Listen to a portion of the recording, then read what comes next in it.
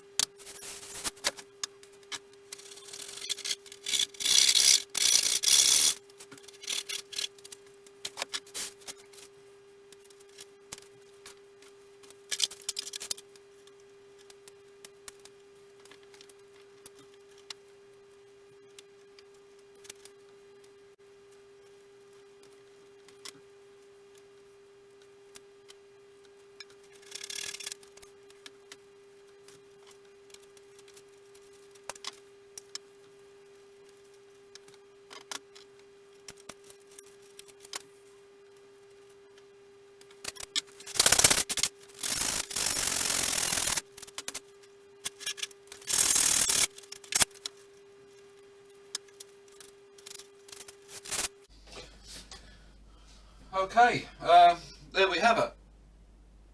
That's this half of the top of the fuselage finished. That didn't go too badly at all. Bit of sanding, starting to get there. I'm going to give it a rest now. I'll come back, do a bit more sanding later on, and then put some filler in places. In too many places. There's a few places that can be a little there. So, it all depends on how thin you want to sand the wood. So yeah, we'll see. I had a comment from one guy and said about using 3mm planking instead of 2mm planking, and that's a very good idea on his part. Yes, your wood will be a little bit heavier, but you'll probably have hardly any filling at all, so you'll lose weight there. Plus you sand a lot more off. You can sand, you know, so probably wouldn't be too much of a problem. It would be easier getting the shape of the fuselage without filler then. If I remember rightly, when I've done the Brian Tyler Mosquito, because the Mosquito tail fuselage down to the tail is basically cylindrical, just a circle, that was done in sheeting, and if I remember rightly, I did use 2.5mm sheeting on that, and that sanded a lot better than what this is, I must admit. So yeah, I think that would be a good idea, is actually to use a thicker plank. You could use a narrower plank to help get the curves better. Instead of being 12mm wide, you could use sort of 8 or 6mm wide, but then you would use a lot more glue, a lot more super glue and stuff. Another guy asked me about how I was with sanding the super glue, because I do like to run a bit of super glue between each joint. I don't find it too bad, providing you use a smooth sandpaper. So I think on here at the moment, I think I've got, that's about a 320 grit, so it's not a rough one. If you use a rough one, I find that the wood will go before the super glue, and that can give you problems. But if you use a very fine sandpaper, sort of 320 up sort of down to 400, 500, 600, whatever you can get hold of, I find that the super glue sands okay. So as you can see, I've been sanding, and you can see it, that is taking the super glue down, no problem at all in the joint. It's not leaving it raised. So that's how I get over that. Yeah, I'd like to say that's about it for today.